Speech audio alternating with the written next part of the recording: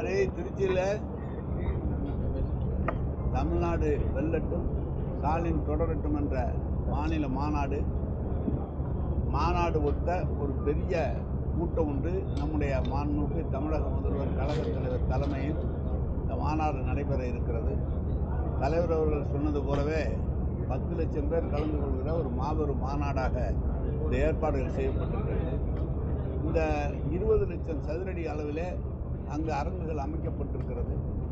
20 லட்சம் சதுரடியில் 3 லட்சத்துக்கு மேற்பட்ட நாற்காலிகள் போடப்பட்டிருக்கிறது.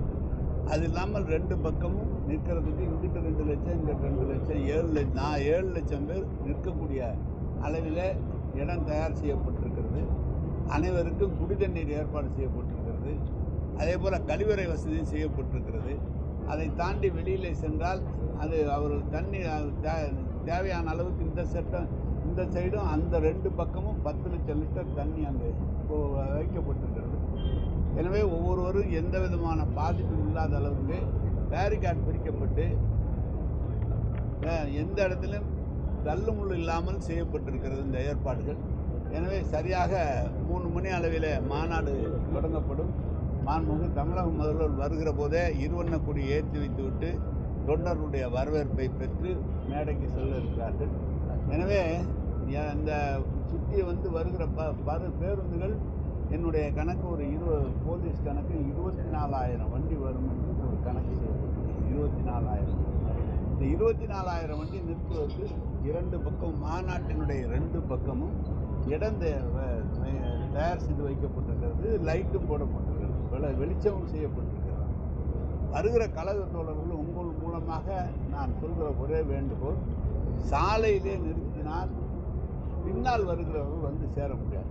எனவே முன்னால் வருகிற கழக தோழர்கள் மாநாட்டு அருகிலேயே நிறுத்துகிற இடம் இருக்கிற காரணத்தால் பேருந்தில் வருகிறவர், வண்டி வாகனங்களில் வருகிறவர்கள் அங்கே நிறுத்தினால் மாநாடு ஒரு 100-200 அடிக்குள்ளாக மாநாட்டுக்குள்ளே ஒரு 500 அதிகபட்சம் 500 அடிக்குள்ளாக மாநாட்டுக்குள்ளே அமர்ந்த முடியும். சாலையிலே நிறுத்தி 10 கிலோமீட்டர் 5 கிலோமீட்டர் தொண்டர்கள் நடந்து வராத அளவுக்கு முன்னால் வருகிற வாகனங்கள் அந்த வாகனங்கள் நிறுத்தும் இடத்திற்கு உள்ளே சென்றால் மாநாட்டுக்கு வருவதற்கு அவர்களுக்கு சௌகரியமாக இருக்குது. இது உங்கள் மூலமாக அவர்களுக்கு வேண்டுகோளாக வைக்கிறேன். ஒவ்வொரு அமைச்சர்களுக்கும் பெருமக்களுக்கும் மாவட்ட செயலாளருக்கு நான் தொலைபேசி மூலமாக தொடர்பு கொண்டு, அதாவது தள்ளுமுள்ளு இல்லாமல் எல்லாம் கலந்து கொள்கிற வழியில் இந்த மாநாடு அமைய வேண்டும் என்று என்னுடைய விருப்பம். எனவே அப்படிப்பட்ட விருப்பத்திற்கு தான் எல்லா ஏற்பாடும் செய்யப்பட்டிருக்கிறது. வேற ஏதாவது எத்தனை மணிக்கு ஆரம்பிக்குது கொடி? எத்தனை மணிக்கு கழக தலைவர் ஏற்றாங்க?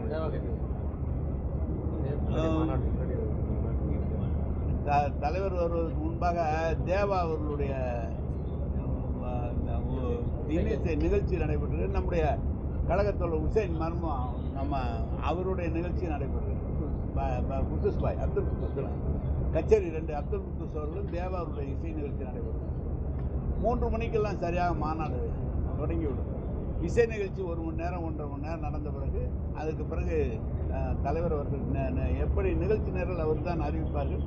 எனவே அவர்கள் அறிவித்த பிரகாரம் தலைவர் அவர்கள் சரியாக 5:30 மணி அளவில் அவர் இடத்திலிருந்து தங்குகிற இடத்திலிருந்து நல்லஜி சீனிவாசன் பல்கலைக்கழகம் அந்த இடத்திலிருந்து தொண்டர்களுடைய கொடியேற்றி தொண்டர்களுடைய வரவேற்பை ஏற்று நேராக மேடை செல்வார்கள்.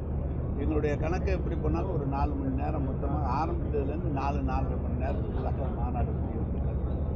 பொதுவாக திருச்சினால திருப்புமுனை தான் சார். லாஸ்ட் டைம் அந்த மாதிரி தான் ஏற்பட்டு அது மாதிரி ஒரு வாய்ப்பு இருக்கா?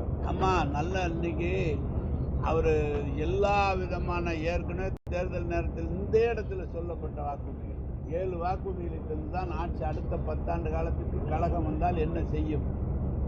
பாசன வசதியை 2ஆக பெருக்குவோம், கல்வி வசதியை பெருக்குவோம், மருத்துவ வசதியை பெருக்குவோம் என்றெல்லாம் சொல்லி 7 விதமான சூளுரைகளை சொல்லி தான் ஆட்சி பொறுப்பேற்றோம். அதே இடத்தில் தான் மாநாடு. இப்போதும் சில அறிவிப்புகளை அவர்கள் வெளியிட வேண்டும், வெளியிடுவார்கள். ஏற்கனவே தந்த அறிவிப்புகளுக்கெல்லாம் எவ்வளவு தூரம் பணிகள் நடைபெற்றிருக்கிறது என்பதை நீங்கள் எல்லாம் நன்றாக அறிவீர்கள் ஒவ்வொரு இடத்திலும். எனவே இது ஒரு நல்ல மாநாடாக நல்ல ஒரு அறிவிப்பு ஒரு இடமாக தான் இருக்குது. கடந்த சட்டமன்ற தேர்தல் போலவே இந்த முறையும் வாக்குறுதிகள் சொல்ல வாய்ப்பு இருக்கா? இந்த தேர்தல் அறிக்கையை தான் தலைவர் தயார் பண்ணியிருக்காங்க. சட்டமன்றம் இங்கே சொல்கிறது இல்லை, தேர்தல் அறிக்கையில் வரும். இங்கே 1-2 ஏதாவது சொல்லுவாங்க, தலைவர் பேசும்போது சொல்லாமல் இருப்பாங்களா? அது அவங்களுடைய இஷ்டம். நான் போய் எப்படி சொல்ல முடியாது. மாநாடு நடக்கிறப்ப இங்கே தான் அறிவிச்சாங்க மகளிர் உரிமை தொகை அருமை இந்த முறையும் அதுக்கான வாய்ப்புகள் இல்லை அது நாங்கள் எதிர்பார்க்குறோம் தலைவர் பார்த்து இருக்கிற நிதிநிலைக்கு ஏற்ப என்ன செய்ய முடியும் சொல்லிவிட்டு செய்யலைன்னா சரியாக இருக்காது எதை செய்ய முடியும் என்பதை அதை கவனித்து முதலமைச்சர் அவர் தலைவர் தான் அதை அறிவிக்க வேண்டும்.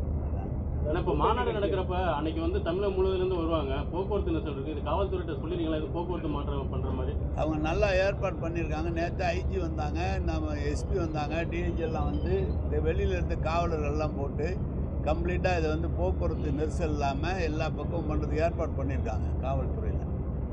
போக்குவரத்து மாற்றம் எதுவும் இருக்குங்களா? போக்குவரத்து மாற்றம் காவல்துறை தானே செய்வாங்க. அந்த நேரம் மணி நேரம் வருகிற போது சாலையில் வரும்போது பிரித்து விடலாம். இப்போ நீங்கள் வந்து அது காவல்துறை தான் செய்யணும். இப்போ பார்த்தீங்கன்னா டோல்கேட்லேருந்து புது ரோடு வழியாக பிரித்து கொடுக்கலாம், பெரம்பலூர்லேருந்து அரியலூர் வழியாக அந்த வரலாம், பெரம்பலூர்லேருந்து இந்த ஆத்தூர் வழியாக வரலாம். எப்படி தலைவர் அவர் காவல்துறை தானே அந்த போக்குவரத்தை அவருக்கு தான் சரி செய்ய வேண்டும், அப்படி தான் செய்வார்கள். கூட்டணி கட்சிகள் அழைப்பு இருக்காது. இல்லை நம்ம மாநாடு தலைவர் பேசுகிறார். கூட்டணி அறிவிக்கின்றால் அது முதலமைச்சர் அவர் தலைவர் தான் முடிவு பண்ணணும். நான் அறிவிப்பு அழைப்பு இல்லைங்கிற மாதிரி தகவல் வருது. தெரியல, எனக்கு தெரியல. முதலமைச்சர் தான் அந்த கழகத் தலைவர் தான் அறிவிக்கணும். நான் இன்றைக்கெல்லாம் உங்களை பார்க்குறதுக்கு சொன்னது எல்லா டிவிலையும் விளம்பரம் கொடுத்துருக்குறோம், எல்லா பத்திரிக்கையும் விளம்பரம் கொடுத்துருக்கோம். நீங்கள் எல்லோரும் வந்து கலந்துங்க. வைஃபை ஏற்பாடு பண்ணியிருக்குது, எல்லாத்துக்கும் வந்து செய்திகள் அனுப்புறதுக்கு தனியாக ஒரு ஏற்பாடு பண்ணியிருக்கு. உங்களுக்கு உட்காரத்துக்கு உங்கள் பத்திரிகையாளர்கள் நல்ல அருமையாக உட்காரத்துக்குள்ள ஏற்பாடெலாம் பண்ணியிருக்கேன். இதெல்லாம் சொல்லிவிட்டு நீங்கள் எல்லாம் வரணுங்கிறதுக்காக தான் நான் அதை உங்களை கூப்பிட்டேன். இன்றைக்கி ஒன்றும் புதுசில் இருக்கிற ஏற்பாடு சொல்லியிருக்கேன்.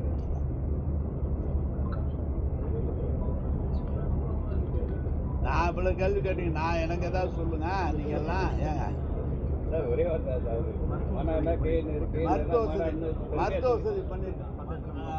மருத்துவ 10 இடத்துக்கு மேலே மருத்துவ வசதி பண்ணியிருக்கான். சொல்லுங்கள். பொதுவாக தலைவர் சொல்லும்போது மாநாடுனா நேருனா மாநாடுனா சொல்லுவார், பெருமையாக சொல்லுவார்.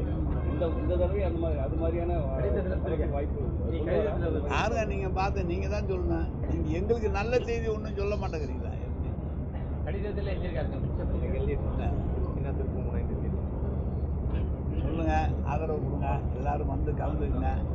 நீங்கள் எல்லாரும் உங்களுக்கு ஏதாவது இருந்தால் கூட நான் பார்த்துக்கேன். எல்லாத்துக்கும் எல்லா வகையான அந்த உட்கார்றதுக்கு உங்களுக்கு தேவையான அவங்கவுங்க உடனடியாக பேசுறதுக்கு டவர் பிஎஸ்என்எல் சொல்லி டவர் போட்டிருக்காங்க, 3 டவர் போட்டுருக்காங்க.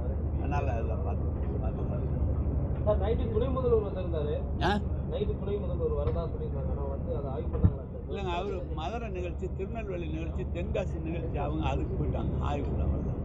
அவர் நேராக தஞ்சாவூர்லேருந்து நேராக மதுரை போய் மதுரையில் கிட்டு அவங்களுக்கு விளையாட்டு உபகரணங்கள் கொடுத்து விட்டு தஞ்சாவூர் திருநெல்வேலி போய் 14,500 பேருக்கு நலத்திட்ட உதவிகள் வழங்கி தென்காசியில் போய் அரசு நிகழ்ச்சியில் கலந்துட்டு அங்கே போயிட்டாங்க.